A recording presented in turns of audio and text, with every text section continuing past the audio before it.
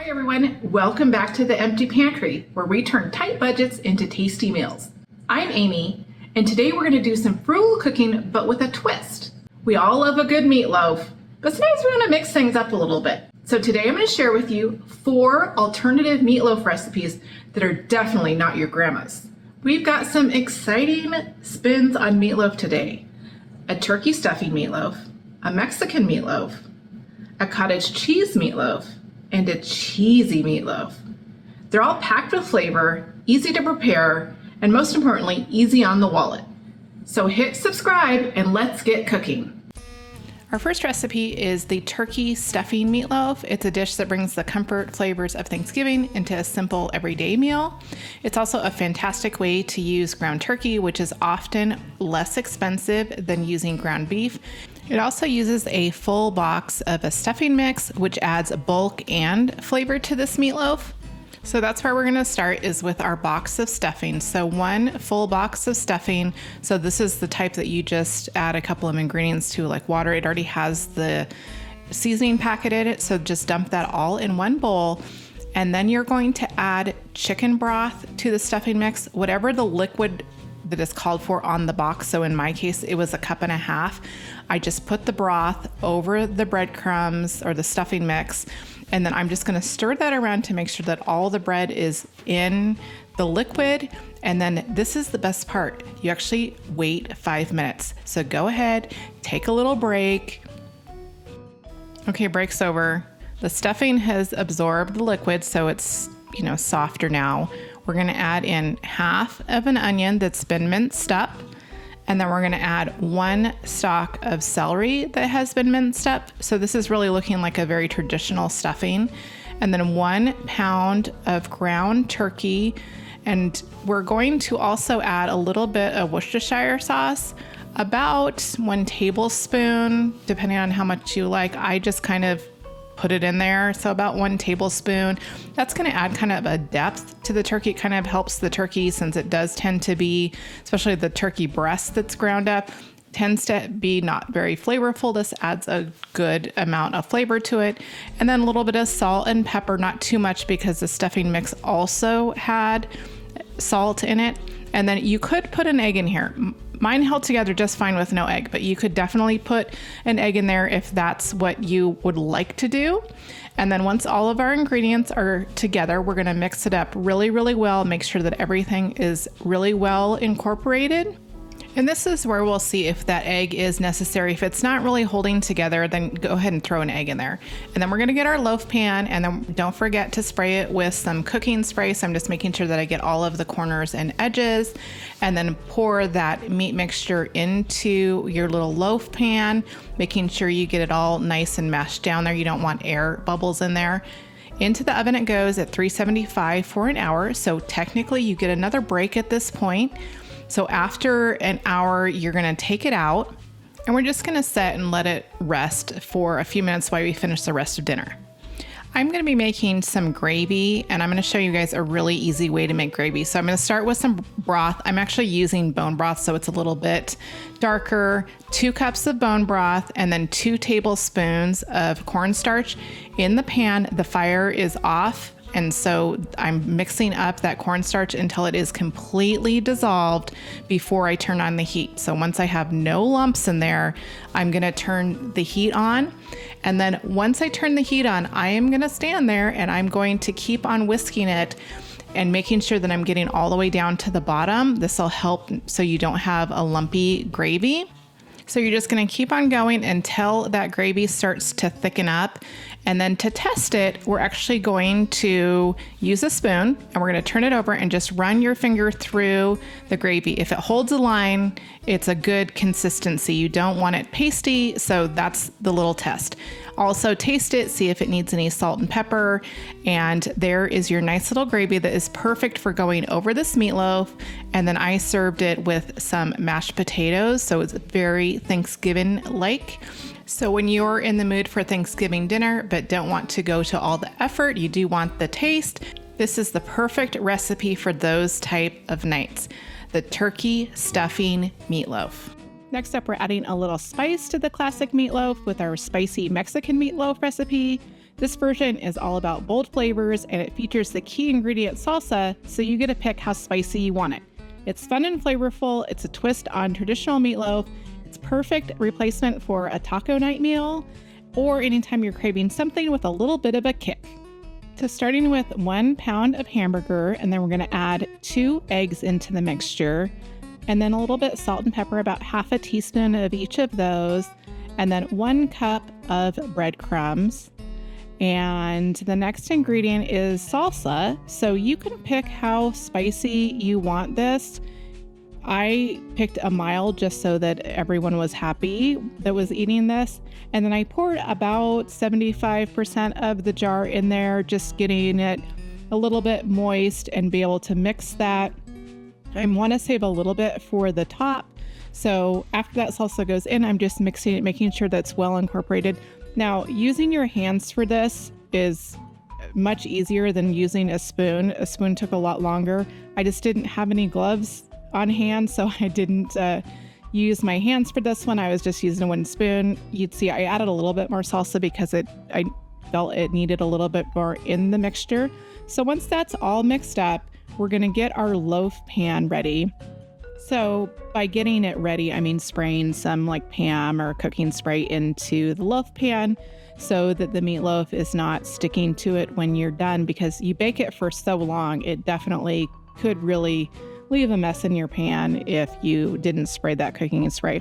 So now that the meat is in the pan, I'm just using my spoon to press it down. You can totally use your fingers for this if that is easier. And I'm just making it kind of nice and even. Now you're gonna have room in that loaf pan. You could probably use 2 pounds of meat if you wanted a full loaf pan. And then once that is nice and even on top, I'm just putting the rest of my salsa on top. You don't have to do that. That's kind of a traditional thing where you'd put ketchup on it, but this time we're gonna use salsa. We're gonna bake it in the oven at 350 for 50 to 60 minutes. Just watch, it's gonna be right on top, and then use the meat thermometer to make sure that it comes to temperature. Once it is done baking, let it sit for just a little bit before you slice it up.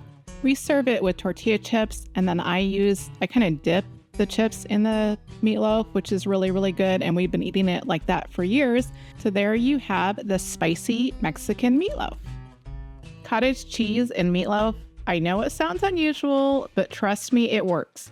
Cottage cheese adds moisture and a little bit of creaminess to the meatloaf, resulting in a very tender, juicy meatloaf that is packed with protein.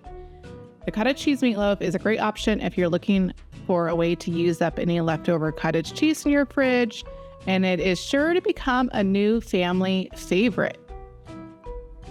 Okay, get ready. This recipe is a little bit different. So we're gonna start with 1 cup of cooked rice. Using leftover rice is perfect for this.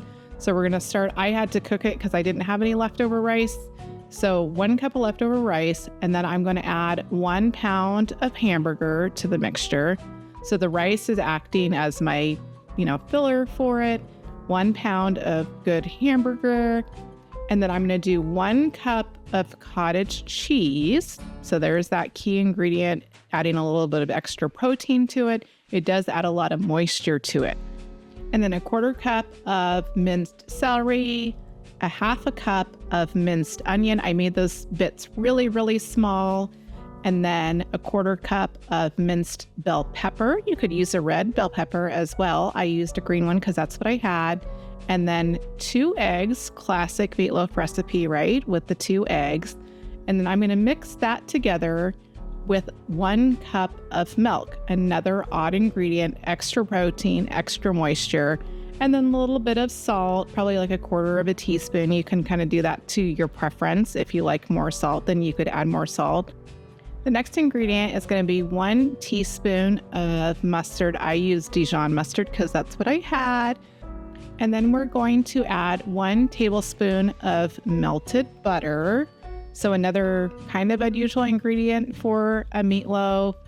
Now this next ingredient, 1 cup of breadcrumbs, is a very traditional ingredient for meatloaf. So 1 cup of breadcrumbs, that's going to help absorb some of that liquid that we put in there. So we have a lot of ingredients, so we want to make sure that we're really mixing this well. It takes a little bit of time, but it's worth it. And so once it's all incorporated really, really well, we are going to take a loaf pan and we're going to actually line it with some parchment paper, spray it with some spray, then put our meat in there. You'll notice also that my loaf pan is sitting in a larger casserole dish because I'm going to put some hot water in there. So a very different type of recipe, a very full loaf pan because we use 2 fillers. So I'm going to just put that all in there, make it nice and smooth on the top. You don't really have room to put any topping on it, so we're just gonna, leave it like that. I did trim up my parchment paper. It was a little bit big on the side. Now it's all ready to go into the oven. So into the oven, and then I boiled some water, put that in the bottom. That's just gonna help it keep it moist. Now this guy's gonna have to cook for a long time, about 90 minutes. So once it's done, we're gonna take it out and let it rest. Now, I felt that it was still very, very moist once I cut it. So I actually cut it into slices and then took a fry pan and fried each side. So it created a little bit of brown crust on the outside. And I think that was an extra good touch. You wouldn't have to do that. That would just be an optional step if you wanted to. But I did think it was worth the extra effort to do the little fry on the side. So there we have our cottage cheese meatloaf recipe. Our final recipe is the cheesy meatloaf, a dish that's comfort and indulgent. This meatloaf is loaded with gooey, melty cheese. It's an ultimate comfort food. It's perfect for those days when you just need a warm, hearty meal that feels like a hug in a food form. So, starting with some butter, we are going to saute our onions. So 1 small onion has been minced up. I'm doing this extra saute step because it adds a little bit more sweetness to the onion. You could totally skip this step and just put that onion mix right into the meat mixture. But I'm sauteing them. I like this extra little touch. So sauteing them until they start to brown is what I'm looking for. I'm not looking for them to get like the black, like really caramelized. I'm just looking for a little bit of brownness so that they are a little bit sweet. And then once those are at that stage, I set them aside and I pulled out my bowl to start mixing up the rest of the meat mixture. So I'm taking 1 pound of ground meat. I'm actually using a combination of pork and beef in this. It was on a special deal at the market and I thought it would make a really good meatloaf, which it did. And so taking my 1 pound of meat, then I'm adding in my onions. So all of the onions go in at this point. And so then I'm just kind of mixing those together. You can see that they were still kind of warm when I put them in there. It steamed up the camera a little bit. And then add to that 1/2 cup of just regular breadcrumbs. And the next thing we're going to put in there is 1 egg. I put it straight in the mixture. I hardly ever do that. I always try it in a cup first in case I get shell, but I put it right in there and I was okay. Didn't get any shell in there. And then we're just going to put some ketchup, about 2 tablespoons of ketchup, and then a little bit of mustard, probably about 1 tablespoon of mustard. This is looking really good, right, so far. And then a little bit of salt and pepper. This is kind of preference. I'm using like a 1/4 teaspoon salt, and then a few cranks of the pepper mill to get some pepper in there. And then we're just gonna mix it up really well. We wanna make sure that all the ingredients are really well incorporated in there. So I'm just, sliding around the edges to make sure that no salt or pepper is on the edge. And then I'm pulling out my little loaf pan and I'm gonna prepare that by putting some cooking spray in there. You notice that I do that on all of mine. It just makes it a little bit easier. And then we're gonna put the meat mixture into the pan. It's a little bit drier than some of them, which is totally fine. There's plenty of fat in there. And I'm gonna put just about half of my meat because we are gonna make a cheese layer in there. So half the meat and then about 1 cup of shredded cheese. So put that in there. And then on top of that, I'm gonna put the rest of the meat mixture. You guys, this is so good. Just looking at it, I'm hungry again. So the rest of the meat mixture, now that cheese is gonna wanna come up. So you kind of just have to gently kind of plop it on there and then press it down without disturbing the cheese layer. Heaven forbid we disturb the cheese layer. So press that down and then we're gonna top it off with 1 more cup of cheese. So I'm going to make sure that I have a nice flat surface so that the cheese melts oh so perfectly on the top of that. So 1 more cup of cheese across the top. So when putting cheese on the top, one thing you want to do is put a little bit of aluminum foil so that cheese doesn't prematurely brown before the meatloaf is done. And before it is done, we are going to pull it off just to brown the cheese if you like it browned. So into the oven it's going to go for 350 for an hour, and you just want to double check with the meat thermometer to make sure it's done. So there is what it looks like when it is done. Let it set for just a few minutes before you serve it, but you can see you have a nice cheese layer on top and a nice one in the middle. This is a really good meatloaf. And there you have it. 4 alternative meatloaf recipes. They're going to make you forget about the traditional version. So whether you're craving something spicy, something cheesy, or something a little bit different, one of these recipes is sure to satisfy. If you have the opportunity to try any of these recipes I shared today, I'd love to hear how they turned out. Leave that in the comments below. Don't forget to like this video and subscribe to the Empty Pantry for more frugal recipes and tips. Thanks for watching. Until next time, happy cooking!